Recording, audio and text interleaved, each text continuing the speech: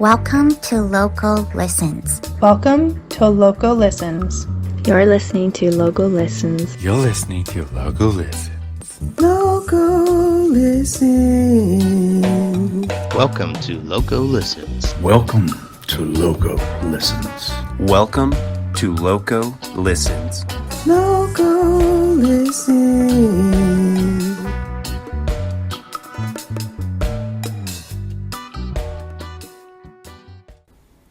Hey there, folks. Before we begin this episode, I just want to inform you that this is a very visual-heavy episode. So please hop over to my YouTube channel. Just type in Loco Listens Podcast on YouTube, or you can go to the direct link, youtube.com/JLOCO428. That's J as in Jake, Loco 428. I'll see you guys there. Enjoy this episode with Micah Dank. All right, my friends, welcome back. I have a very, very special guest today. He's one of the first people I was chatting with back when I first started this Instagram page and started to create this podcast. We were chatting before there was even episode 1, but I'm here with the renowned author Micah Dank of the Into the Rabbit Hole series, and he was kind enough to encourage me to check out some of his books. He sent them to me, he signed them. It's really cool. And what was happening recently? Well, I took a flight to Dallas, Texas, and I brought the first book, which is called Beneath the Veil. And I have a couple things I want to ask him about his books today. But Micah has also come with a presentation on astrotheology. He is an expert in all things esoteric, including some of the conspiracies uncovering the craziness with the Jesuits in our government and some of the free energy, you could say, cover-ups that have gone on throughout history. A lot of cool stuff. There's so much to talk about. We probably will only scratch the surface in this episode, but without further ado, Mr. Micah Dank, how's it going today, man? Well, man, thank you for that warm introduction. How are you? Doing well, man. Good to see you, and I'm glad we got to connect, and I'm really excited to tell you a quick story before I ask you this first question. So when I was flying out to Dallas, Texas on Easter to go visit friends, we hit a lot of turbulence, and I was on a particular part of your book where you referenced a great quote from the late comedian Bill Hicks, and it's just a ride. And that was literally happening while I was hitting this turbulence. I was pretty freaked out. There were people screaming on this airplane. It turned out it was fine, but still, in that moment, I was thinking in the voice of Bill Hicks, it's just a ride. So I appreciate you putting in so many great quotes from so many great people, including Bill Hicks, Terrence McKenna, Alan Watts, Jordan Maxwell. Too many I can name now, but we should definitely talk about your influences in a sec. But first, ritual question for you, Micah, on the Local Listens podcast. When did you start to speak your truth? I've been studying the Bible for about 30 years. I've been studying esoteric sciences and occult sciences for 20. And I've been studying and teaching astrotheology for about 10. It's about 60 years worth there. In 2012, I'd moved to Boston for a new job with the ex that I'm no longer with. And while we were living in this really nice community, we didn't really know so many people because we had just moved there. I mean, granted, I have family up there, but we don't really talk to them that often. What happened was she'd watch TV, and I think the iPad had just come out, right? So the iPad just came out. So I was just on it, going through rabbit holes. I came across some of Jordan Maxwell's work. I came across some of Santos Bonocci's work, who I teach for now at his esoteric school. And they just blew me away. So I started studying them like 4 or 5 hours a day for a year. And then, after a while, I got a really good grasp on it. So I decided I was going to write a book series about it. And then I decided at that point that I was going to write a fiction series based on it, because it's easier to digest with the masses. Right. I look at books like 1984 or Brave New World or 20,000 Leagues Under the Sea or anything Philip K. Dick wrote, like Minority Report or things like that. Yeah. And you can always tell the truth in fiction and get away with it. Right.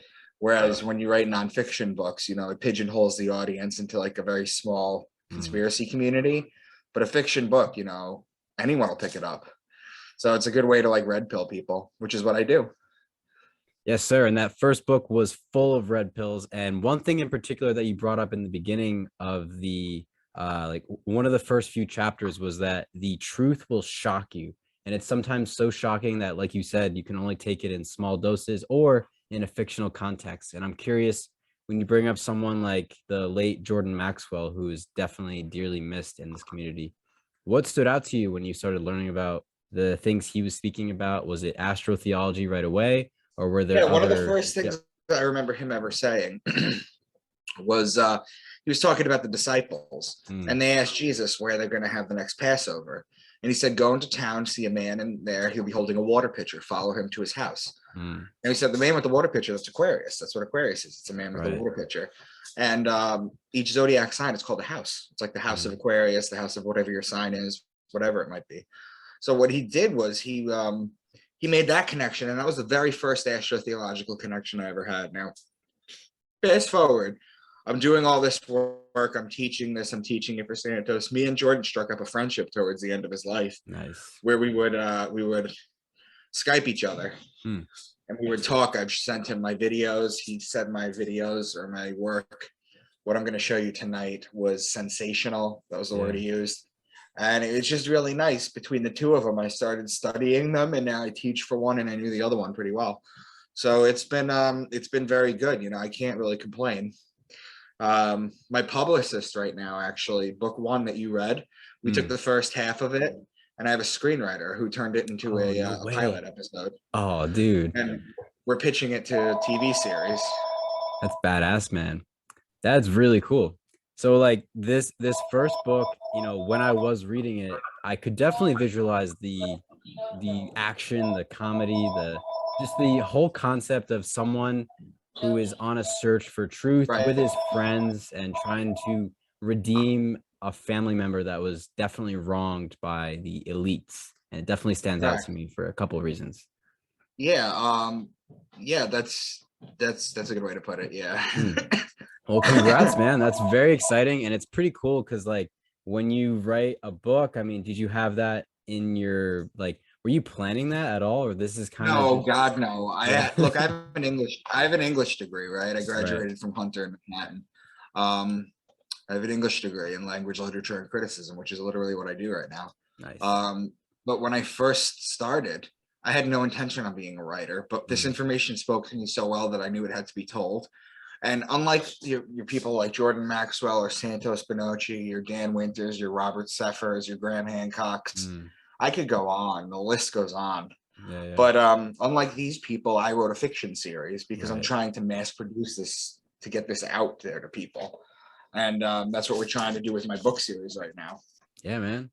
Well, once again, congrats. That's a really cool offer. And I'm looking forward to seeing what comes of this pilot. I'm definitely going to watch it. You know, I'm all in now. And one thing I want to bring up first, because I'm really looking forward to the presentation on astrotheology and thinking about this transition from the age of Pisces into the age of Aquarius. And I do want to ask you a bit of a different topic, but something that's mentioned throughout your entire book. Not only is alcohol a huge problem in the main character's life, but there's also a lot of mention about poison in the food and ingredients in the food that are cancerous. And that is something that a lot of people don't really think about until they get sick or they start to read the ingredients and they're like, huh, I can't pronounce this shit. How did you get into that? Just rabbit holes, man.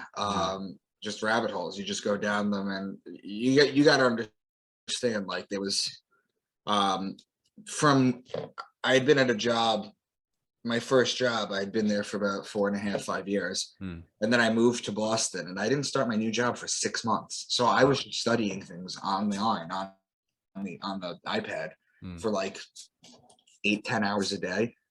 You know, Malcolm Gladwell says put your 10,000 hours in to become an expert at anything. That's what I did. I was just racking up the hours. And basically my book series is just an amalgamation of all the information that I've learned. You know, it talks about 40 or 50 different esoteric sciences as you make your way through the series. Yeah. And talks about stuff that people never really would think about. So, and as far as the humor goes, I thought I've never known anybody write really like a comedic thriller in the sense, like there's a lot of humor there to kind of break up the tense moments. And these kids are wise asses, and they just talk back to each other, and that's what I love writing. I love writing these characters' interactions. Yeah, man, it's an awesome dynamic because you are dropping some pretty heavy truth, and just like we talked about earlier, the truth can shock you, but the fact that you sprinkle in these awesome jokes and these moments of relief is pretty awesome, especially when you get into topics like MK Ultra, and that's a big theme in the entire book. I'm assuming in the entire series because of the nature of mind control and how one of the main characters is almost like a victim of this program. And MK Ultra seems to come up in shows like Stranger Things, where people who may not have been aware of what the government was up to during that Cold War era period are starting to learn about some more. What do you think about MK Ultra? Well, there was a movie with Mel Gibson called Conspiracy Theory, where it was just an entire MK Ultra story too. Yeah. What was your question? I'm sorry. No, yeah, it's all right. I was gonna ask you, people know about MK Ultra now, or hopefully they're starting to learn about it, but do you think that these practices are still being used? Is this something that is ongoing? The one thing that I've learned through my deep study is that they no longer have to torture you physically to do this. They actually play mental games. Whereas they used to rip out fingers. Because what basically happens is that they torture you. They pull out your fingernails. They'll do things like that to you. What happens is your brain fractures at a certain point. It cannot take the pain anymore. So it either develops a personality that can handle that for you, for the weaker one. If you watch any TV show, you'll see that it's always a stronger personality talking about their weaker person they're protecting. It's never the other way around. Right. Even the movie Split shows that too, the M. Night Shyamalan movie. But now they can do that. They do sensory deprivation. They do, they keep you up for days and hours, hours and days, to lower your inhibitions and stuff. It's crazy. They don't need to physically harm you anymore. Right. So that makes perfect sense that this trauma would cause this fracture, leaving someone vulnerable to these messages or these impressions, these influences that could totally re-engineer their psyche. And it's kind of funny to think about, maybe not funny, but I happen to be a high school English teacher, so we're two English majors. Of course, we're getting along pretty well. And I want to ask you about education. And since you've gone through the public school system, or I'm assuming you went to public school, maybe you didn't, but what do you think about what's happening now to education and what kids are being exposed to, and what can someone like me as a brand new teacher do about that? Well, you got to understand is everything that's happening right now is in a playlist from 100 years ago. In 1903, Rockefeller started working with the school systems. Right. And the idea is basically just to conform people, to dumb them down, to make them just say keywords and key phrases. And everything that you see in the news, the main stuff like the LGBT stuff, all this stuff that they talk about, nothing to say against the community, because I have plenty of LGBT friends, whatever. But the reason it's pushed so far into the media, right, is because it distracts you. It distracts you from what's really going on and what they're really doing. So they split the baby. They force half of the country to take on one side, and then the other half to take up the other side. They argue. Meanwhile, people aren't able to read anymore when they're graduating high school. It's insane. Like it's really dropping. It's really dropping. And this is done by design to make people stupid. It's 100% done by design. Right. So you could say it's not just the fluoride in the water or these chemicals in the food like we spoke about earlier, but it's really just the design of the schooling itself. I mean, even though Rockefeller started it to create workers, it's like now it's getting worse and worse. And it's kind of, interesting. Well, the idea is basically you lower the standards, you put everyone in college, they come out debt slaves. And when they're debt slaves, then they have to attach to the man. Yeah, man. Well said. I'm kind of a debt slave right now, but I'm trying to pull myself out of it. And podcasting isn't making me any money. That's not why I'm doing it, but I am doing it to spread truth, to learn. I'm going to learn forever. I'm going to be a lifelong learner. And I appreciate you coming on here to share your truth or what you've gathered from your research. And there's something else. I'm going to jump around quite a lot because there's a couple things I want to hit before we get into your presentation. There's one really interesting point that I personally related to was that people with longer hair may have heightened senses. And I remember when I was younger and I got a haircut, I used to have hair like down to here. And I used to cry after haircuts because I felt like I literally lost something on myself. And I'm curious if you wanted to speak on that a little bit. Yeah, that's not giving away too much out of book one. Right. The ancient Indians, right? They used to be able to sense people coming up on them because the hair acts as an antenna. Okay, the hair acts as an antenna. Long hair does. And what happened was, when they started going into the military or they started shaving their heads, they lost that psychic ability. Now you can literally look that up, that the Indians used to have long hair and they used to be able to sense when the enemy was coming. It's a heightened sense. And that's why the military has you shave your head so nobody can do that.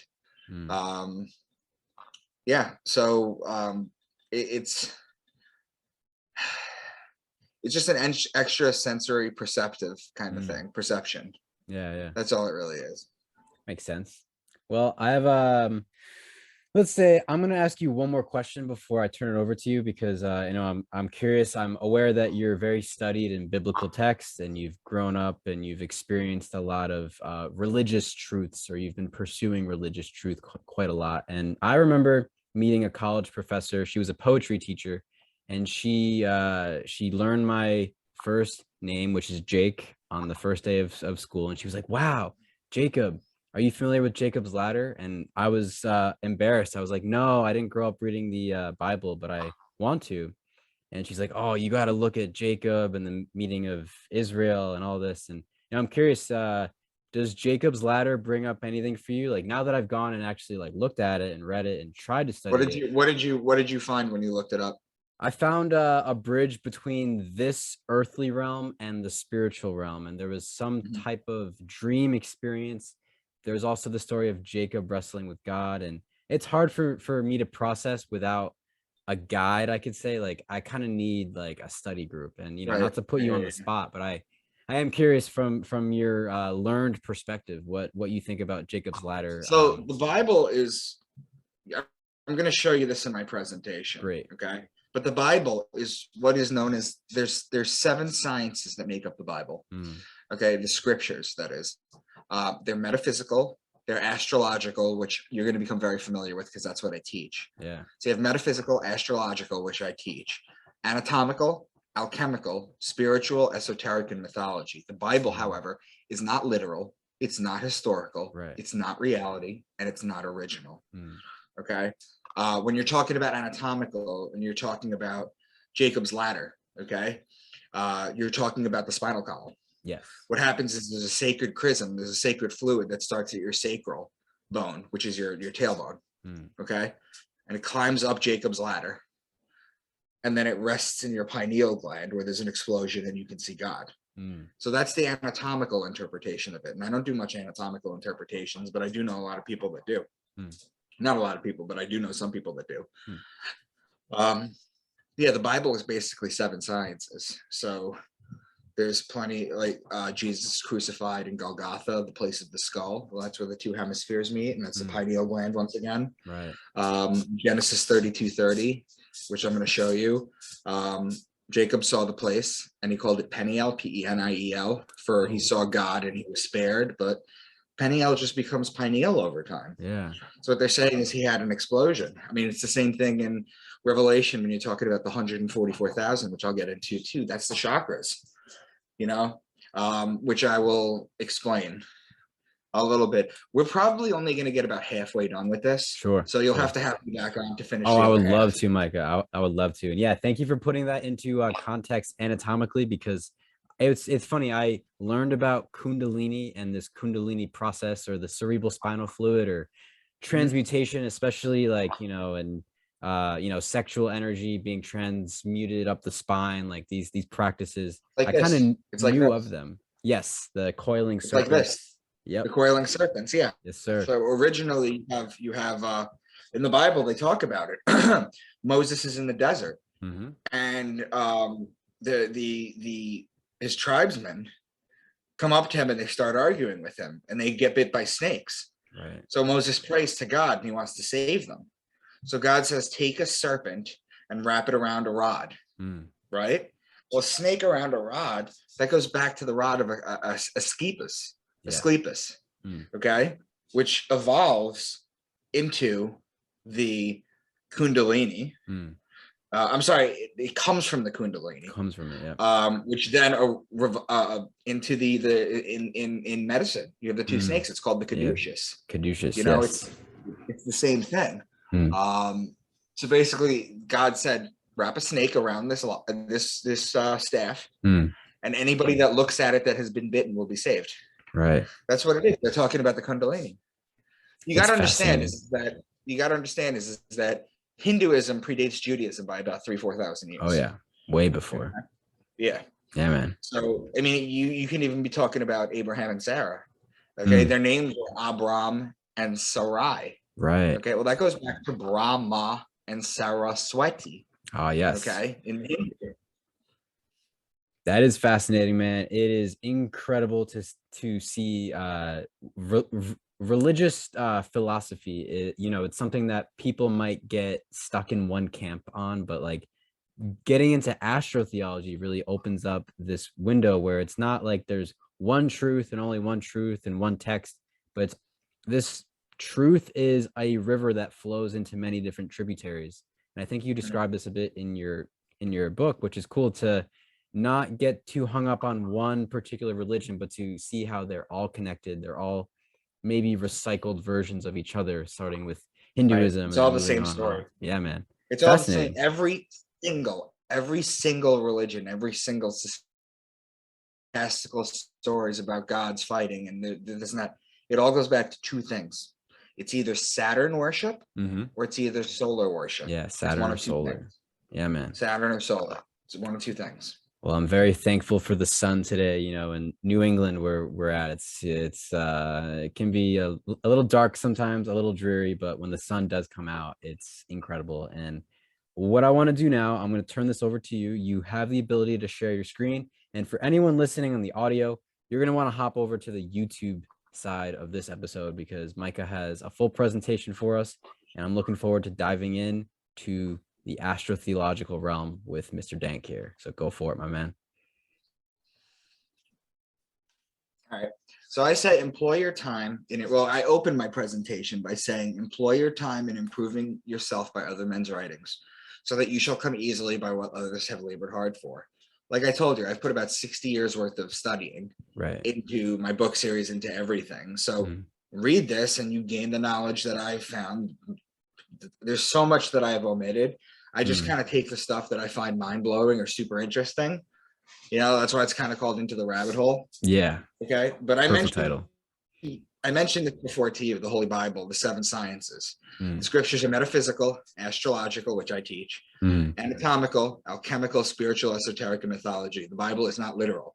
It is not historical. These characters in the Bible were not real. It is not reality. Okay. And it is not original. It all goes back to the Egyptians, to the Babylonians, to the Sumerians, to Hinduism. This is the Zodiac Wheel. Capricorn at the bottom and Cancer on the top. This is how a wheel should look. If you see any variation of this, it's not accurate. I mean, it's an accurate wheel, but it's not accurate. This is how it looks. Because at the very top of Cancer, you have the summer solstice, the longest day of the year. At the very bottom, you have the winter solstice, which is the shortest night of the year. Right. Now, astrotheology goes back to the Lascaux Caves, which it should technically be 17,000 to 40,000 years ago. But basically, the Lascaux Caves are these caves in Lascaux, France. That's why it's nothing special. These teenagers went into it, and much like the boy who went into the Qumran caves and found the Dead Sea Scrolls, okay, they went into the back. Here you go. You see an article here. World's oldest cave painting shows humans understood complex astronomy 40,000 years ago. The Lascaux cave painting 17,000 years ago. They saw things like this on the back wall. Now, on the top left, you have the bull. On the right, you have the lion, or the many faces of the lion. And on the bottom, you have the horse. Now, in astrology, they quickly realized that the bull was Taurus, the lion was Leo, and the horse was Sagittarius. It's just the guy with the bow and the arrow. So what they did was they carbon dated the wall. Okay. And now for a young earth creationist, or people who say carbon dating is not accurate, that's half true. It is half true when they say that.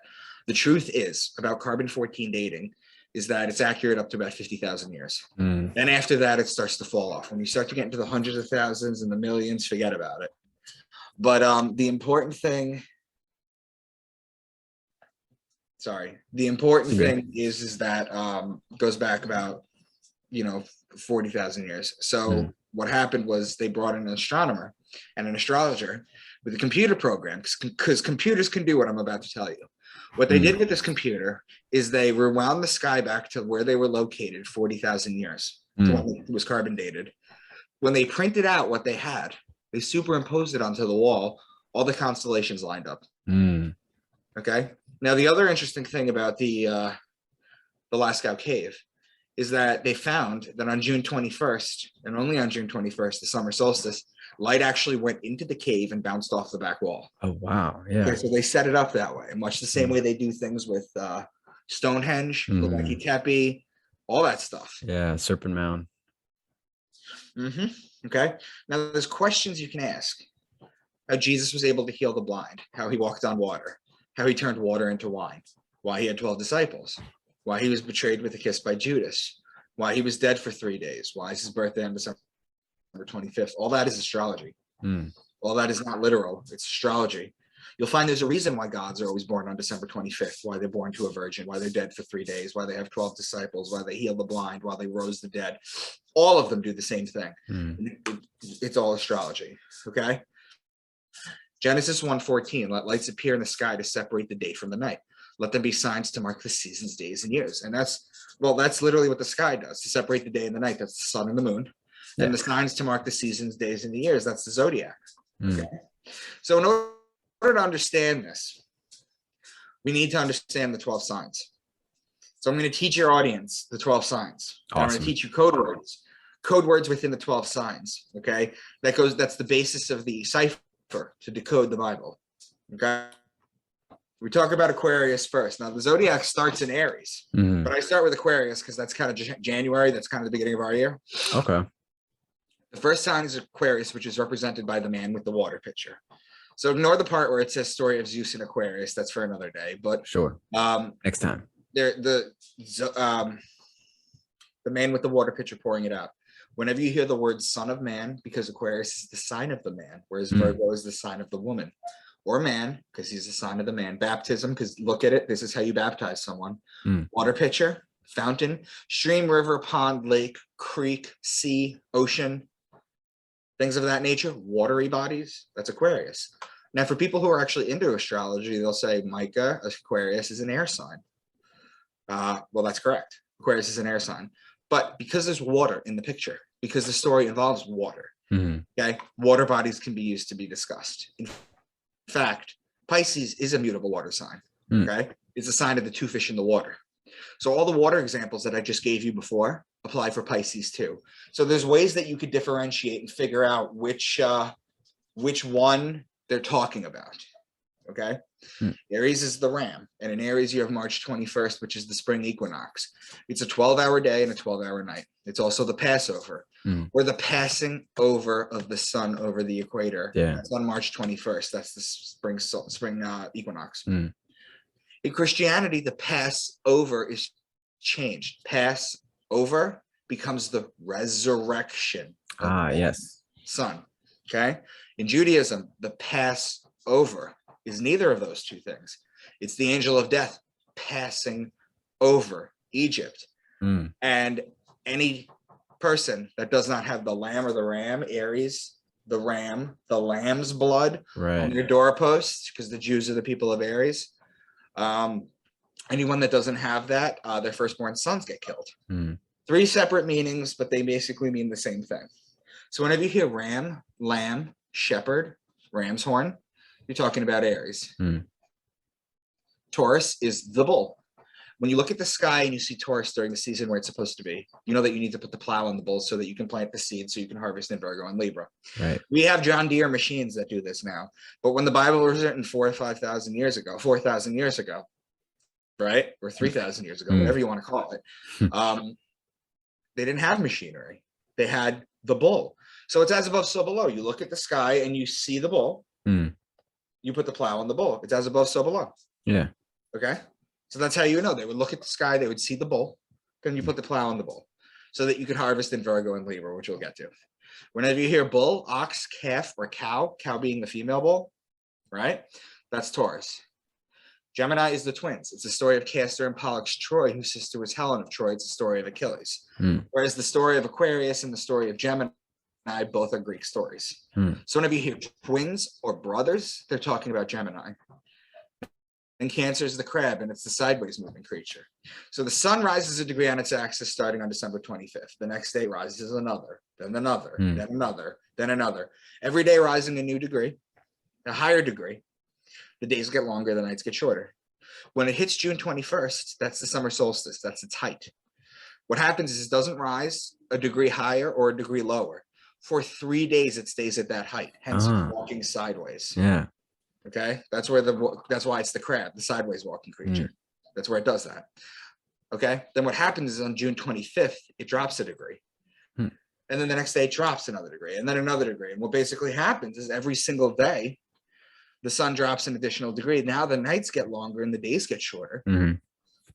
Okay, so the crab in the ancient Egyptian time was known as the scarab. So whenever you're talking about crab or beetle, you're talking about Cancer. Then Leo is the king. He's the lion. He's the king of the jungle. The ruling planet of Leo is actually the sun. So whenever you hear lion, lioness, or cub, you're talking about Leo. Virgo is the woman holding the wheat stalk. So remember before when I said that you plant in Taurus. Right. Harvest in Virgo. Harvest in Virgo. Okay. In order to make the bread for the year. That's why she's holding the wheat stalk. So whenever you hear virgin, woman, daughter, grandmother, woman signs, things about women, it's Virgo. Wheat, grain, seed, barley, corn, things that you harvest, that's in Virgo. And feel free to fact check it. You can literally put any of these grains in Google or whatever search engine you want, find out when you harvest it. Especially corn. I get stuff from people all the time telling me that corn is a new crop. It's not. It's been cultivated for 10,000 years. And if you look it up in Google, you harvest it in August, September, which is Virgo. Interesting. Then Libra is the justice. It's the scales, it's the balance, it's the just one. And the reason it's the justice is because it judges God's sun as it passes over the fall equinox and begins its descent into winter, into cold, into death. Libra is also wine season, which is when you plant for the grapes. In Taurus, you could press the wine here. Libra is also olive oil season. You press the olives to make the oil in Libra. Ask any Italian. Yeah. You're on the East Coast like me. You've got vineyards, right? Oh yeah. I used to work at Jones Family Farm in Shelton, and the grape leaves I didn't know would irritate you so much. But yeah, man, it was pretty cool being around the grapes. Well, you know what they say, because women or girls go on bachelorette parties to the vineyards, and they usually do that in the spring. But that's stupid. Why do you do that in the spring? Because in the spring, you've worked there, it's all bare. It's just nothing. You got to wait a couple months. Yeah, you got to wait till September, October in Libra. Then you can walk up. It's lush. You could pull the grapes off. You can eat them. That's when you go. Yeah, that makes a lot of sense. Yeah. Incidentally, frankincense and myrrh are both olive plants. Okay. So when they're talking about bringing him frankincense and myrrh, okay, that's a subtle reference to Libra. It's a lot of cool symbolism, especially with Christ's birth being this, the start of this new cycle, and he's being given these plants associated with Libra. It's very cool. Correct. So let's review. Law, judge, justice, the just one. Divorce, marriage, court, lawly things. Wine, vineyard, wine press, grape things. Olives, oil, olive oil. Jesus goes to the Mount of Olives. That's a subtle reference. Okay. So those three things, all law, all wine, and all olives. Okay? Right. That's Libra. Forgive me, it's such a gorgeous night. Oh man, yeah, it's good to be out there. I'm gonna get some fresh air as soon as we are finished. I'm here dog sitting right now, so we got plenty of excuse to go take a walk. Now, Scorpio is the scorpion, Hmm. and he is known as the betrayer. Hmm. The reason he's known as the betrayer is because when a scorpion bites you, it leaves an imprint in your skin that looks like a pair of lips. Hmm. I'm sure you've heard this from Jordan Maxwell before. Right. Kiss of Judas. Kiss of Judas, exactly. That's why Judas betrayed with a kiss, Hmm. because you could have thrown a stone at him, he could have hugged him, he could have pointed him out. To betray with a kiss, that's the betrayal of Scorpio. That's where the mafia gets the kiss of death from. Hmm. Quick question on that too. Like, I know Scorpio is the opposite of Taurus. Is there any correlation here between, Scorpio being in opposition to Taurus? Does that fit in at all here? If you start to get into birth chart readings and understand astrology, you'll find that the three most difficult signs, the three most tumultuous people that you'll find is male Aries, for starters, okay? Female Taurus and female Scorpio. Those are the most vicious. Interesting. Okay. All right. But yes, we're going to see plenty of patterns with, they're known as opposing signs. That's the word you're looking for. Cool. Opposing signs, or that's what we're looking for. So the sun is judged in Libra and it's betrayed in Scorpio. Finally, in Sagittarius, this is where the bow and the arrow shoot the sun and inflict further punishments on the sun. This is where the sun dies. Why? Remember how it walks sideways in June? Right. Cancer. Well, on December 21st, that's the winter solstice. That's the lowest point. It's dead. The sun doesn't rise above the horizon. The ancients would look at it and say, the sun doesn't rise above the horizon. The sun is dead. And then it walks sideways for 3 days. It doesn't rise above the horizon again for 3 days. So suddenly God's sun is dead for 3 days. And then what happens on December 25th? The sun comes back to life. It crosses the horizon. It rises a degree. Okay, that's why all the gods are birthed on December 25th. And you got a lot of people that are telling me, Jesus was born on September 11th in 3 AD, or he was born during the Feast of the Tabernacles. I've heard everything from Christians. Right. This is the science behind it. What you're telling me when he was born is the storyline. Yeah. Why do you think the mainstream narrative is so hyper focused on the literal or the historical and not the astrological, like you're presenting here? I'm going to get into it in the second presentation. Awesome. But basically, there's a lot of people whose financial interests are in keeping you in the dark about this. That wouldn't be the Jesuits, would it? It was higher than them. Higher. Wow. Okay. You just read book 1. You have to keep going. Yeah, man. I have a lot to go into. The rabbit hole awaits. Yes, but I am happy that you are reading them. Of course, man. Okay, so finally, of Capricorn, which is the goat. Look at where Capricorn is. It's the bottom of the zodiac wheel. Imagine the sun crawling a degree a day alongside the wheel to get to its height in Cancer in the summer solstice. It starts in Capricorn. It starts to climb up the mountain. Well, the goats, the mountain goats, they climb up the mountain better than any animals. You ever see a mountain goat on like a 2-inch ledge? Yeah. They're pretty badass on those mountains. They can get up anything. They can get up anything. They're insane. Okay, so now those are the 12 signs.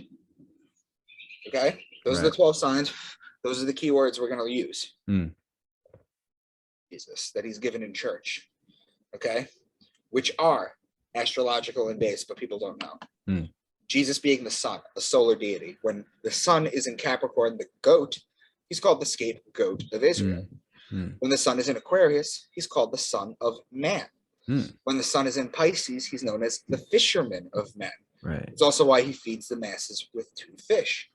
He's known as the Lamb of God or the Good Shepherd when the sun is in Aries, the ram or the lamb. He's the Lion of Judah, or known as Leo the Lion, the lady holding the stalk of wheat. He's born of a virgin and he's called the bread of life. Well, the bread comes from the wheat. Libra is the scales of justice. He's known as the just one. Then he's betrayed in Scorpio, dies in Sagittarius, and it's also why he's worshipped on the sun day. Right. The sun day. Whereas the Jewish religion goes back to Saturnalia worship, which is the Saturday. That's true. Interesting. Holy shit. Okay. So now I'm going to draw your attention to a couple things. You got the sun behind his head. You've got that white face that he has, that typical, stereotypical Jesus face. Right. 2 fingers up like this. the heart outside the body, the crown of thorns around the heart. Mm. Okay. And the white and the red robe. Remember how I told you the Bible was alchemical too? Alchemical, yes, sir. Okay. The white and the red, that's a marriage. That's the marriage of the red king and the white queen. It's the alchemical marriage. In alchemy. Yeah. It's the marriage. It's the male and the female coming together. Mm. In alchemy, it's mercury and sulfur. Mm. Okay. So that's that.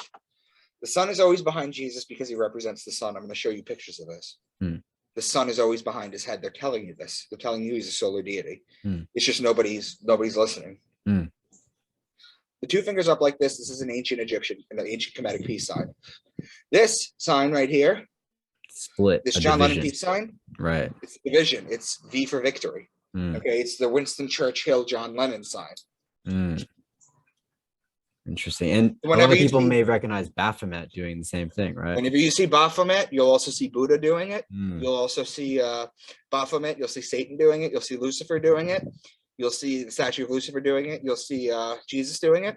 Real quick, what do you think about Spock doing this? Oh, I explained that in my Illuminati hand symbols video. Oh, cool. I gotta check This that is out. Jay-Z's Rockefeller. Yeah. You know where he gets this from? No, This. tell me. Oh, okay. I see what you When mean. you do this is known as the Ancient Kohanim, which is a sect of Judaism. Hmm. It's an ancient priest blessing. It's called the benediction. Mm. Okay, this is how you bless the congregation, and it evolves into this, Yeah. which then becomes perverted and gives you a negative meaning. Really quick, just to clarify that video that you talked about with the hand signals. This is on YouTube, like Micah Dank on YouTube. Yeah, it's on my YouTube. Right on. Right on. So now the white Jesus picture is actually a guy named Caesar Borgia, Mm. who was the bastard son of Pope Alexander VI. Before then, there was no picture of him, and it was decided his picture would be the face of. Mm. So what happened was Rodrigo Borgia, Caesar Borgia's father, became Pope Alexander VI. And he is part of the Borgia Illuminati family. There's 13 Illuminati families, the Borgia family being one of them. What happened was 80 years before he was Pope, the printing press came out. So they finally had a way to mass produce a picture of Jesus. But before then, there was no picture of him. Mm. And it wasn't like the Muslims where you're not allowed to draw Muhammad or you'll get killed. It had to do with the fact that there was just no picture of him. Hmm. That's it. Simple. The crown of thorns wrapped around the heart on the outside, and notice the heart is always on the outside, Yeah. represents the rays of the sun. Hmm. Jesus is crucified with the crown of thorns. That represents the sun's rays, the spiky sun's rays that shoot out, because he's the sun. The heart outside the body represents the toroidal field or the Taurus field. Now, if you look at this, these are just a few pictures that I found. Heart outside the body. You look at the sun in the second picture. The sun in the second picture, sometimes they'll have a Knights Templar cross in it. Right. Okay. But you'll always see the two fingers up, pointing to the heart, Mm. the two fingers up, even the last one. The last one, it's the sun and the cross. Okay. The cross is when you connect the solstices and the equinoxes. Mm. Okay. That's the cross of God's son that he carries. He literally, Jesus carries the cross because that's what he does. He lives on the cross. Now look at baby Jesus. Same shit. Oh, yeah. Sun behind his head, always. You see the two lambs right there, that's Aries in the middle picture. Mm. Okay, you see the donkey, that's the constellation of Celis Borealis. Okay, you'll see the camel up there in the first picture, that's Camelopardalis. You'll see the star, you'll always see the star over there, that one star, that's Polaris, the North Star. Mm. It's the same stuff. Okay, it's the same stuff.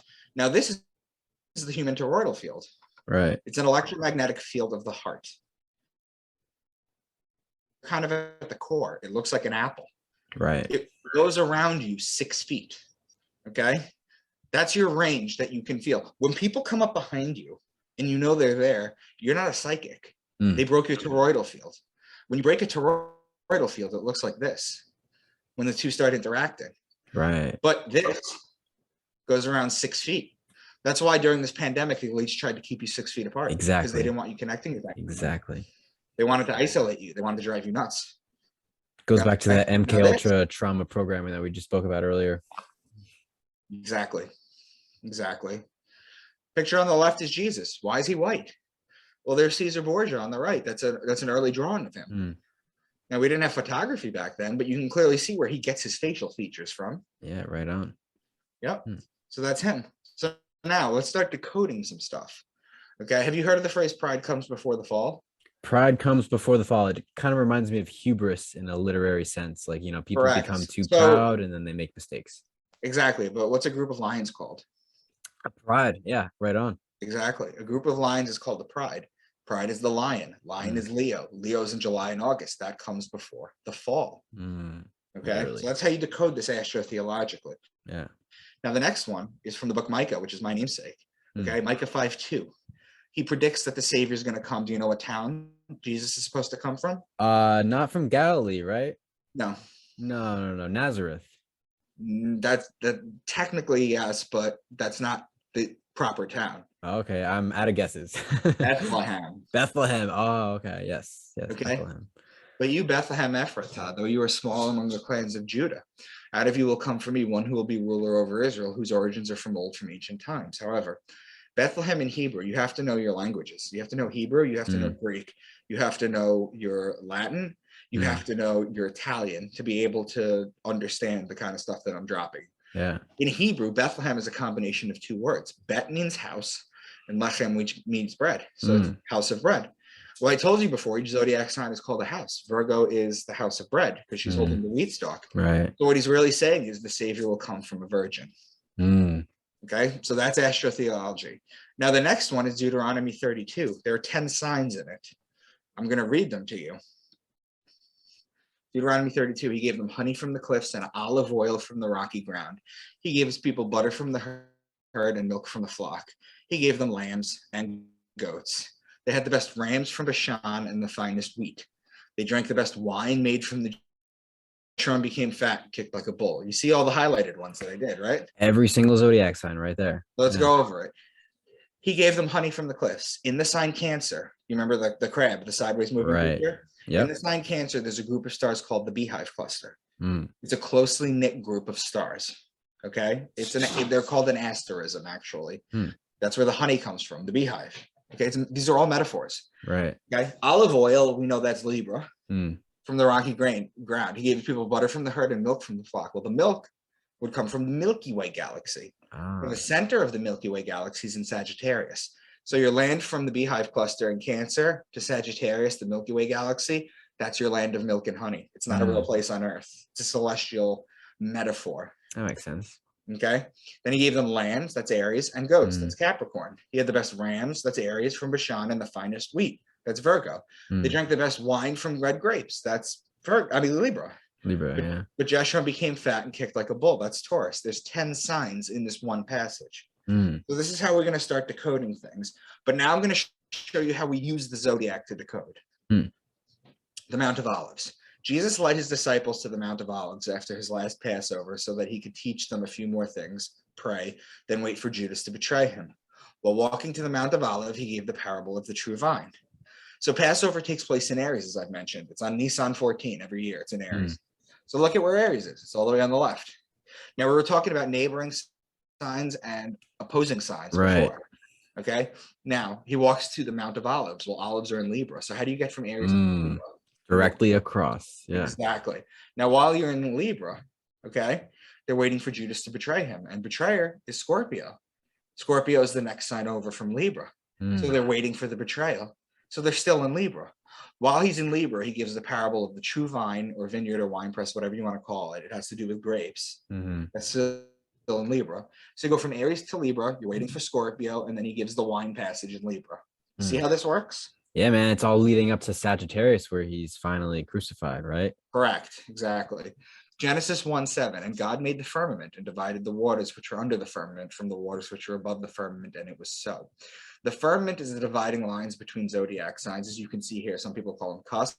We'll call them handover dates. The two waters are Aquarius and Pisces, as I've mentioned. Right. Water under the firmament versus the water above the firmament. Make sense? So that's what he's talking about. He's talking about creating the heavens. Revelation 4:7. The first living creature was like a lion. The second was like an ox. Oh, wow. The third had a face like a man. The fourth was like a flying eagle. Now the first living creature eagle was like throws me off a little bit because I'll explain. Okay. Yeah. The first living creature was like a lion, that's Leo. Right. The second was like an ox, that's Taurus. The third had a face like a man, that's Aquarius. The fourth was like a flying eagle. In astrology, the scorpion is the belly crawling creature. It's the lowest form of life on earth. Even if you're not very familiar with the Bible, you know that the snake deceived Eve, supposedly. Got her to eat the apple. Well, the snake's punishment for the deception was that it lost its legs and it had to crawl on its belly. It's a form of humiliation. It's a low form of life on earth. Okay, its evolved form is the eagle, which is the highest flying form of life on earth. The Scorpio's ascendant is the eagle, and then the eagle evolves one more time into the phoenix. So the eagle is Scorpio. So Leo, Taurus, Aquarius, and Scorpio are the 4 fixed signs of the zodiac. Right. The 4 fixed signs. They're called fixed signs. You have cardinal signs, you have mutable signs, and you have fixed signs. The reason they're called fixed is because they're fixed in the season. Look at Leo. That's right in the middle of summer. Taurus is in the middle of spring. Aquarius is in the middle of winter. And Eagle or Scorpio is in the middle of fall. Now look at this. Leo and Aquarius are opposing signs. Taurus and Scorpio are opposing signs. The first living creature was like a lion. The second was like an ox. The third had a face like a man. The fourth was like a flying eagle. It makes a look at this. Can you see this? Can you see this? Seeing a cross here? Yeah, absolutely. That's what they're talking about. Yeah. There's not going to be a 4-headed animal in the sky that's going to come attack you. This is not a sign of revelation. This is not a sign of the end times.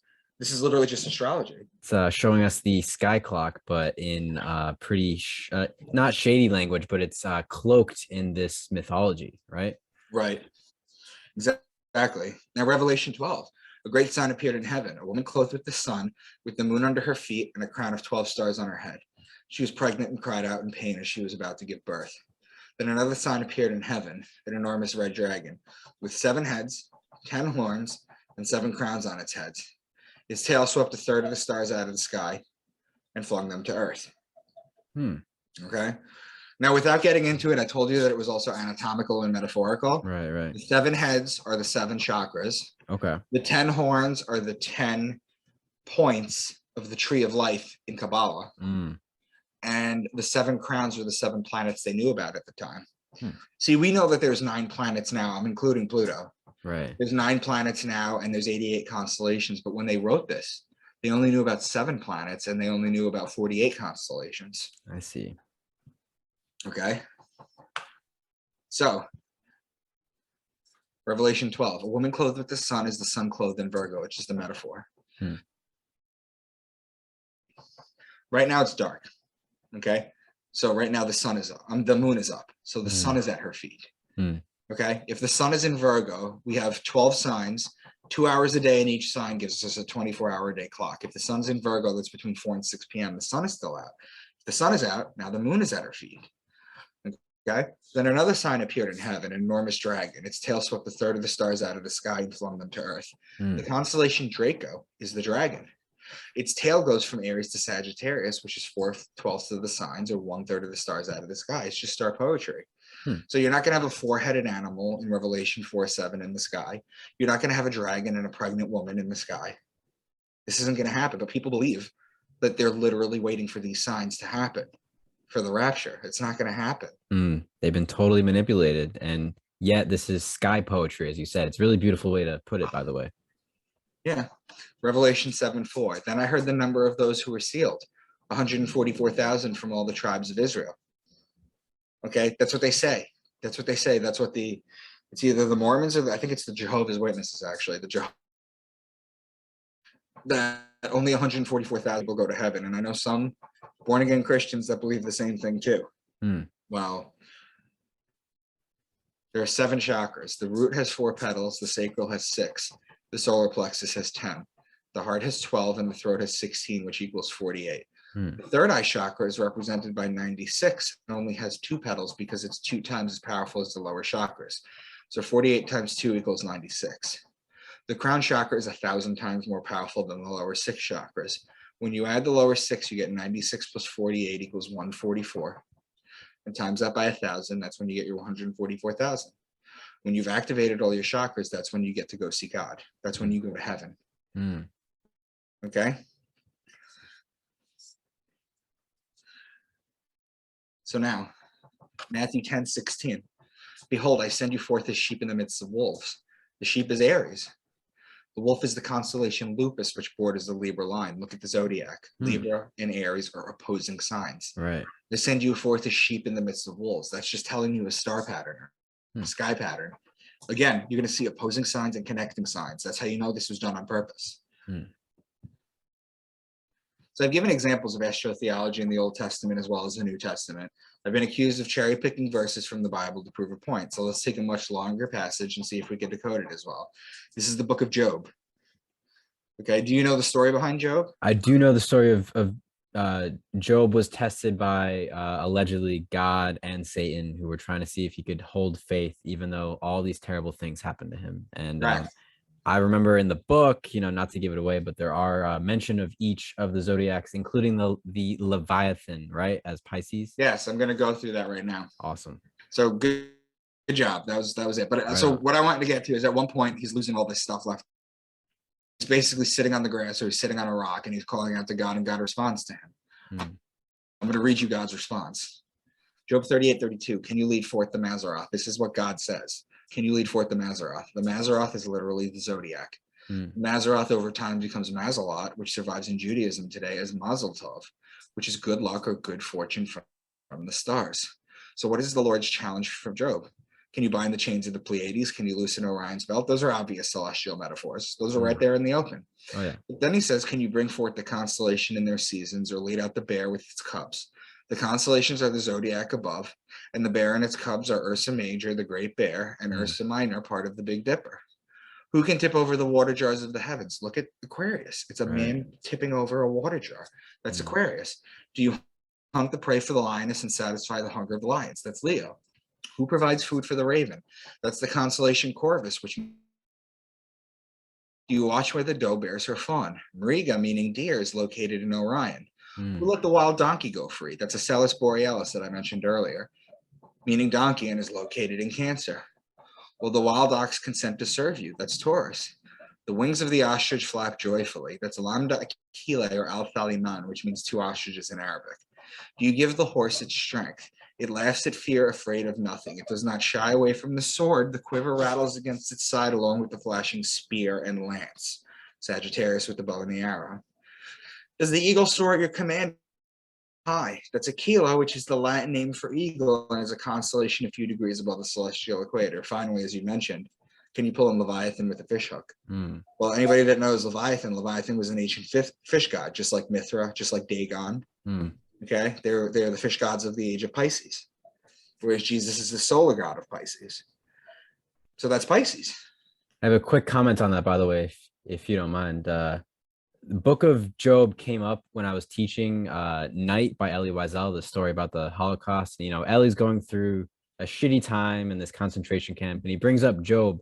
So I went in and I tried to Google to understand the book of Job. And they talked about this section, this passage that you just read, as if it was God controlling nature and the elements. It had no reference at all to the zodiac sign. So this is a really cool revelation today that I never thought about it before. I mean, before reading your book or hearing this presentation, it was really cool to think about these passages in a much different way, in a much more symbolic way, for sure. Yeah. And look, the thing is that I tell Christians and Jews, I say, you guys have to use something, well, especially Christians. I say, you guys have to use something called apologetic when you want to explain things. Where the rabbis like Rabbi Akiva or any of these rabbis that are venerated. I mean, as much as a Jew can venerate a dead human, because Jews don't venerate people, but they look up to them. You have all these historical rabbis. They have all their interpretations of it, and they take, I'm just using the zodiac. I'm using the zodiac and I'm using the constellations. That's it. That's all I'm using. And I'm finding constant patterns. How many different books did we just jump around from, like 7, 8? Oh yeah, man. We've been all over. Yeah. Look at this. Now we're in Psalms now. Psalm 104. He sends forth springs in their valleys. The wild donkeys quench their thirst. He causes the grass to grow for the cattle and wine which makes man's heart glad, so that he may make his face glisten with oil. The high mountains are for the wild goats. He made the moon for the season. The sun knows the place of its setting. The young lions roar after its prey. The springs are Aquarius. The wild donkeys are Ocellus borealis, which are in Cancer. The cattle is Taurus the bull. The wine and the oil are both Libra. The wild goats are Capricorn. The moon for the season and the sun knows its place of its setting is openly talking about the sun and the moon. The lions roar after their prey, or Leo. Okay? Psalm 147. Let's stay with Psalms. He gives to the beast its food and to the young ravens which cry. He does not delight in the strength of the horse. He does not take pleasure in the legs of the man. He makes peace in your borders. He satisfies you with the finest of the wheat. He gives snow like wool. So ravens are the constellation Corvus. The horse is Sagittarius. The man is Aquarius. The wheat is Virgo, and the wool from the sheep, or Aries. I have a quick question on Sagittarius, if you don't mind. I know Sagittarius is typically depicted as a centaur, right? So it would be like this horse. Not technically a centaur. Not technically a centaur. It's literally a horse. Ooh, Okay. actually, no, I have seen that. No, it's a man on a horse. Okay. So like It's a these man on a legs are belonging to the man and not necessarily. Well, I mean, they do the same thing in the Greeks. Yeah. Have you ever heard of the god Pan? Pan, yeah, the god of everything. Yeah. What was the story of Pan? He was the Greek god man, one half goat, that's Capricorn, the other half Right. man, that's Right. Aquarius. Those are Okay. connecting signs in the zodiac. Interesting blend there. Yeah, for sure. That's what you do. And I go into a thing where I talk about things that blend, like fishing is when you combine the man sign Aquarius with Pisces the fish. Yeah, Those are man. connecting signs. Absolutely. Or if a Absolutely. woman is fishing, you Yeah. have the female, that's Virgo, with Pisces the fish. And those are opposing signs. Yeah. You have lion taming, the man, Aquarius, with the Yeah. lion, that's Leo. Those are opposing signs. That's fascinating, man. About bull riding. I Yep. can go on. It's as above, so below. As above, so below. As within, so without too. You know, I'm curious. We're looking at the Bible in a much different way, and it always reminds me that, you know, what you said earlier, whether it's the sun or Saturn, that this book or these texts could, if they're read correctly, drive people towards solar worship or to express a bit of mystery behind the sun and not to be on the other side in Saturn. And that's hopefully that made sense. But yeah, definitely. I'm not going to get to the slide right now, but Yeah. what am I at? 47. I want to show you this. I always end my presentation with this. It's a quote from John Dominic Crossan. My point, once again, is not that those ancient people told literal stories and we are now smart enough to take them symbolically, but that they told them symbolically and we are now dumb enough to take them literally. Right. So we're taking these stories literally and we're missing the point entirely. And some people might 100%. be wondering, you know, what do they do with this information? I mean, hopefully it would encourage people to look up at the stars and learn these constellations and learn the Right now, people are going to ask,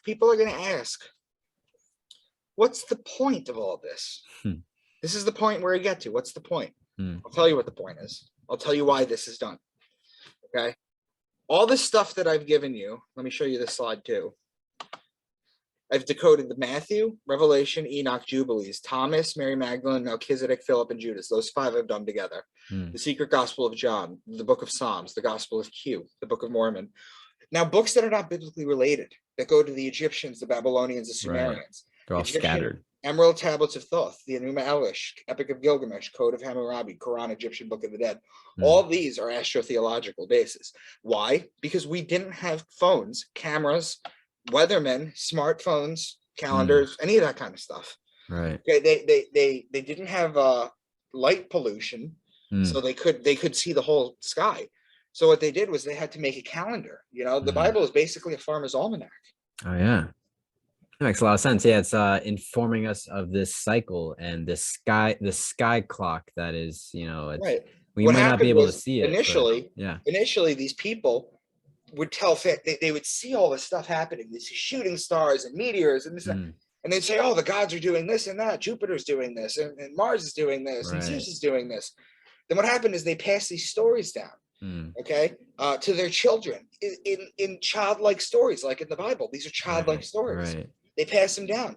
Then what happens is eventually they learn how to write, so they write them down, or they carve them into stuff, okay? And then what ends up happening is, as it goes on, people lose that. Malevolent forces came out against it, And suddenly people are reading it literally. So like Mars becomes Aries, becomes the god of war. It's this character, this persona is taken on when really we're describing the planet Mars, right? Right. So look, how Jesus was able to heal the blind. These are the questions from the beginning. Right. So the man comes up to Jesus. Jesus licks his fingers, touches his eyes, and suddenly he could see. But if you look right now, it's dark out. Okay, right. So I'm completely blind. I can't see anything. Right. Okay, when the sun comes up and touches my eyes in the morning, I can see. Yeah. Okay, how he walked on water. Okay, that's a double entendre. Jesus supposedly walked on water. Well, Jesus is the sun. The sun walks on water. If you've ever seen a sunset on a lake before, you'll see the sun literally cross on the water. Right. Okay, it's also Christos. Okay, so it's the sun walking on water. That's one. And Christos in Greek means oil. That's Christ. Okay, does oil not walk on water too when you pour oil on water? I have a quick question on that. There's a ceremony in the church, right, where someone is christened and they're anointed with the oil. Do you want to speak a little bit about that? Right here. Yeah, right here. It has to do with it's a metaphorical exaltation of the fluids in your pineal gland. Ah, right. Okay.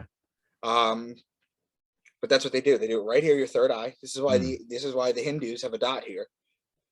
Okay, it represents the third eye. Yeah. They're actually photoreceptors in your third eye. Okay, and it's actually hooked up to your ocular nerve. Right. Okay, and it releases DMT, it releases melatonin. That's basically its point. Now, how he turned water into wine, that's not a parlor trick. That's a process. Okay, so what happens is the reason God is considered a man and earth is considered a woman throughout history has to do with one thing, and it's God's sacred fluid, the rain. In Hebrew, the word is shemen. We get the word semen from it. It's sacred fluid. Yeah. So what happens is God's sacred fluid comes down onto Mother Earth, and it impregnates her, and then grass grows, food grows. Right. We get some grapes. Everything grows. So she gives birth to stuff. So what happens is April showers bring May flowers. That's Taurus. Remember Taurus, the bull. You look at the sky, you see the bull. You got to plant. Yep. Okay, so you plant the grapes, and then it rains and it rains and it rains. Water, water, water. And then in Libra, you pick the grapes and you crush them and turn them into wine. That's how you turn water into wine. Right. Okay. Yeah. Why he had 12 disciples. We went over that. Judas being Scorpio, the betrayer. John the Baptist would clearly be Aquarius, the man with the water pitcher. Right. And it's kind of funny that you said earlier, this is like the farmer's almanac, or it's like the map of the stars, but it's helping people, especially in the agrarian culture who didn't have GPS or Google or all this, keeping track of their cycles and how they can plant. And they had sundials. And yet look at what they did. Well, Becky Tepe, they just figured it out. It was an astrological observatory. What about Stonehenge? It's the same thing. Do you think anyone receives this information and feels nihilistic, or feels like, because I think people are seeking some kind of higher power through these It's not that they're seeking a higher power. I've come to this conclusion because I've thought about this a lot. It's not that they're seeking a higher power. People are terrified of death. Yes. And religion gives you it's not that easy. Okay. There are signs that point to it. For example, here, the sun tells the hour of the day, the moon tells the day of the month, the zodiac tells the month of the year. That's a perfect calendar. Right. We're nowhere in the universe, and we have a perfect calendar that they spent thousands of years figuring out, encoding it in stories, and then passing it down to children. Wow. Passing it down to us. So it doesn't stop there. It's not just random passages. The Bibles can be decoded this way. We're going to go through the entire book of Matthew to show how deep this runs. So we're going to go through the book of Matthew, and then that's where we're going to stop. Cool. You could still ask me questions if you want, but we're about halfway through the presentation after this. Awesome. Okay. So on the left, you'll see the Zodiac Wheel, and I put this up for reference, and you'll see the red rings. Okay. That basically tells you where we are. So Matthew 3:2. Repent of your sins and turn to God, for the kingdom of heaven is near. Each gospel begins at one of the four major the two solstices and the two equinoxes, when connected, form a cross. This is known as the cross of God's son. The kingdom of heaven is Leo, whose ruling planet is the sun. This is the only sign that the sun rules over. So the sun is home in Leo. Okay. Now the closest 4 points is Cancer, June 21st, the summer solstice. As you can see, that's right next to Leo.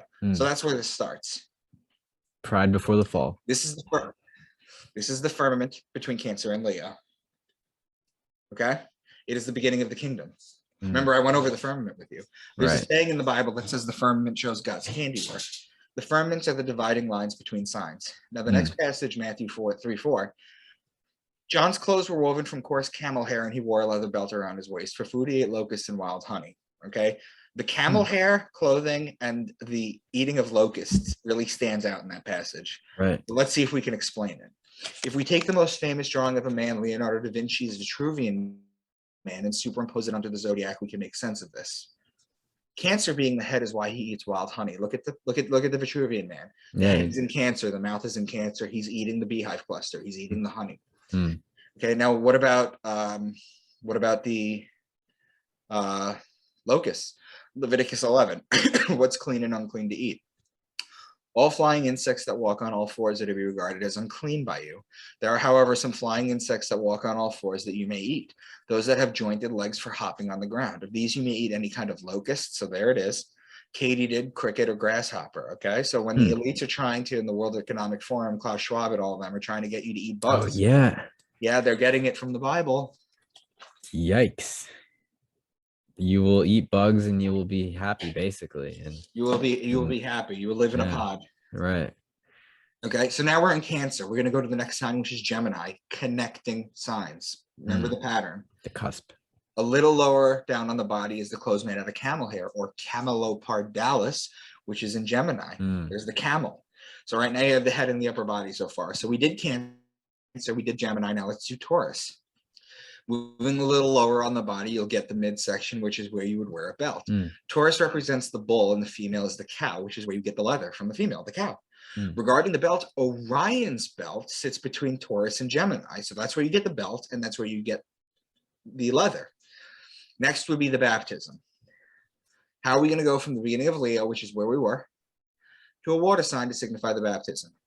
You would go across the zodiac. Cross signs, as they are known, are signs opposite locations. For example, Aries and Libra are cross signs. These are very important. The sign's two most important signs are its neighboring sign and its cross sign. This is encoded in the book as well. Here we see how it makes a leap from one firmament to the other. The man with the water pitcher in Aquarius is personified as John the Baptist with the water. It's important to note, too, that John the Baptist and Jesus are always exactly 6 months apart. When you think about the fact that Jesus is born on December 25th and rises a degree a day, then that must mean that John the Baptist is born on June 24th and decreases a degree a day. This is why in John 3:30, John says, he must increase, but I must decrease. This is also why St. John's Day is exactly 6 months to the day of the birthday of Jesus. Look it up in any Catholic calendar, June 24th, St. John's Day. The next story is the temptation of Jesus. So we're going back to the Cancer Leo firmament of July 24th. This one is simple. He's tempted for 40 days. So count 40 days. Takes you to September 2nd, which is right in the middle of Virgo, the lady with the wheat stalk, right? Right. Look at the very next passage. Matthew 4:3. If you are the Son of God, tell these stones to become loaves of bread. Here we see the mention of the bread, which tells you that the sun is in Virgo. The next passage, Matthew 5:17 and 22. I did not come to abolish the law, and if you are even angry with someone, you're subject to judgment.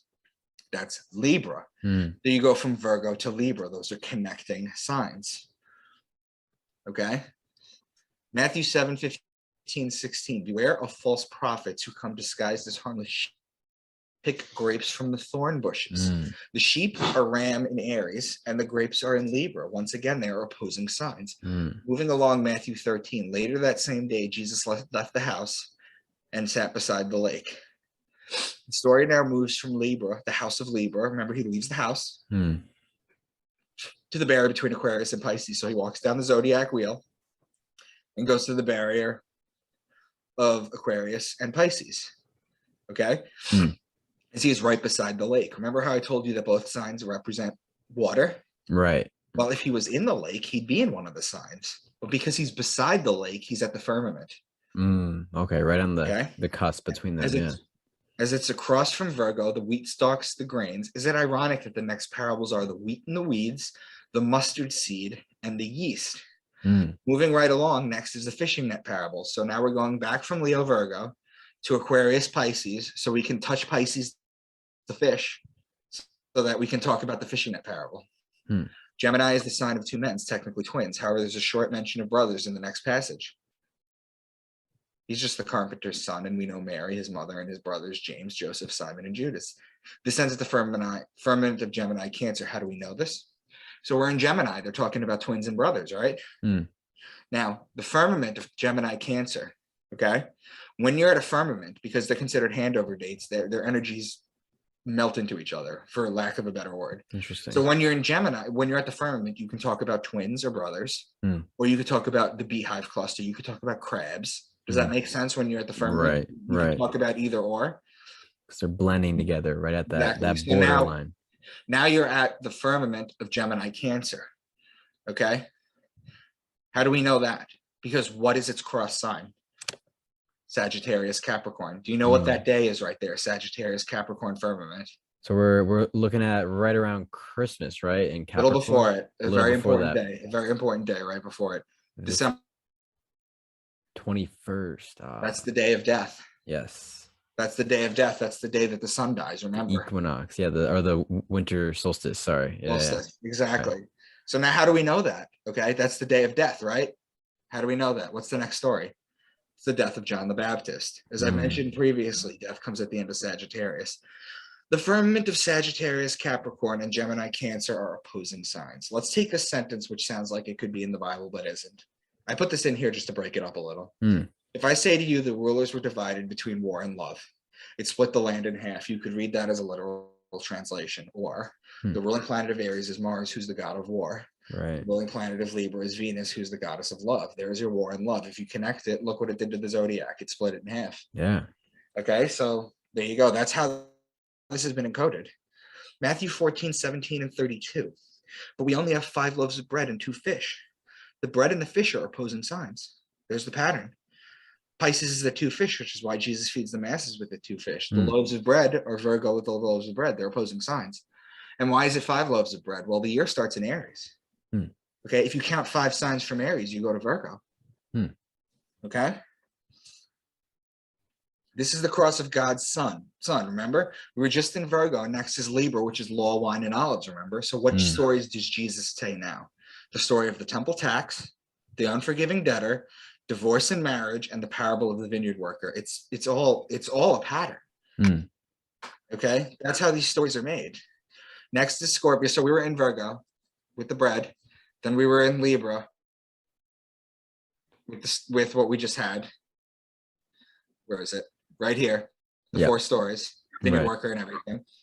Now we're in Scorpio, the betrayer. This is where Judas betrays Jesus with a kiss. So we go from Virgo to Libra, connecting signs, Scorpio to connecting signs. Then next to Sagittarius, what happens December 21st? That's the day of death. What's the next story? This is where Jesus is crucified. Okay, my friend, and that happens to be where we're going to stop off for that. That's the book of Matthew. They've all been, and I've just like I've done the book of Matthew, I've done with all those other books that I've shown you before. Yeah, man, it's fascinating how you introduced this too, because people, like you were saying, they've accused you of cherry picking, but you've gone through the entire book. You've shown the entire progression, this solar progression, the sky clock cycle, and now it's pretty much undeniable that these stories were in like these ancient truths about the stars and about what's happening up in the sky, in the heavens, were encoded into these stories. They were given a narrative, they were personalized, but now we can see them in a much different way and kind of figure out that these ancient cycles were being taught to us, except not in the way that we expected, which is very, very fascinating. Yeah, man. Well, I have a closing question for you, because you've been very generous. I'm sorry. Do you know who Oliver Stone is, the movie producer? Oliver Stone, the movie producer. You're gonna have to remind me. Director. Definitely. Have you heard of Sean? Have you heard of Sean Stone? Sean Stone. I'm not sure, man. No. Can you His son. He's in the truther community. He actually just tweeted at me. We're gonna do a podcast together. Oh, hell yeah. Okay. All right. So I mean, I would love to continue this with you, Loco, because you're open to it. Not only are you open to it, but you're picking up what I'm putting down. Yeah. You know, you really seem to like grasp it. Right. Now imagine putting all this stuff in storyline. Yeah, man. I haven't started your second book yet, but I've got it right here. The Sacred Stones. The first book was Beneath the Veil, and I think at one point the veil was lifted while reading your first book because I had a basic understanding of astrotheology. I've heard Jordan Maxwell speak, but you've really spelled it out in a bunch of different ways that have helped me put it into context. But yet, at the same time, I've been told that the difference between me and a lot of people is that I love Santos dearly, and I teach for him. Okay. And he's the one that really got me into this. So I'm eternally grateful for him. I will always hand roses. If my slides might be some of his work, to be honest with you. Love him. But he's not as hold your hand and walking through it as I am. Okay. Yeah. Okay. His wealth of knowledge is absurd. Like, my wealth of knowledge is basically, I know the history of the Bible and all this stuff, and I know everything, but what I do is I decode texts. Right. What he does has a much fuller and greater understanding of astrology than I do. And what he also does is it's called syncretism. It's basically combining a bunch of esoteric sciences together. Okay, synthesize tell one story. story. Yeah. Yes. Correct. He's much better at that, and he's fantastic. And I love him to death, and I teach for him. But I have been told that I am much better at explaining things to new people. Yeah, my PowerPoint is very easy to follow. Right on. Yeah. And people seem to enjoy it, and I've been getting a lot of compliments on that. So I hope you learned some stuff tonight, my friend. Absolutely. I would extend the same compliment to you, man. You've definitely reached down to me, who I'm definitely a beginner, and I'm thinking now like there's an active psyop to discredit astrologers and kind of call them crazy or whatever. But now, I mean, it's important to think about this science or this art as ancient, and it's been around much longer than we have, and it's important to reflect on it. And if you have time for one more question, this is our closing question on the Local Listens podcast. Let me just say one thing real quick. Absolutely, man.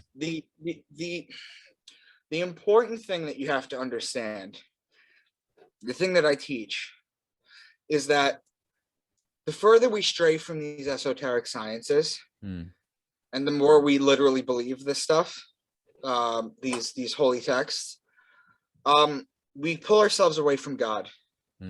I believe in God. I believe in a creator. I believe we are eternal beings. I know we are eternal beings based on what I've studied. I know we are eternal. Energy cannot be created. Like, I've gone into quantum physics. I've gone into a bunch of different things that I talk and teach about. We are eternal beings. Okay. What happens is when the word occult means hidden. That's all the word means. It doesn't mean magical or evil or Satan. It just means the word hidden in Latin. And when you start to study these occult sciences, you begin to slowly remember who you are. Yes. Okay. And it's the people who have fear of non-existence that tend to gravitate towards religions. Right on, man. That makes a lot of sense. Yeah, the fear of death is driving a lot of what's happening now and what's been happening, I mean, throughout 2020, but way beyond that. It's this fear of not existing. But once you learn these esoteric truths, you come to realize that we are really immortal beings. And this is part of God's teaching, Christ's teaching, that, you know, when you're gone, you're not really gone. When you're out of this physical plane, your energy is not really gone. It's going to be transferred.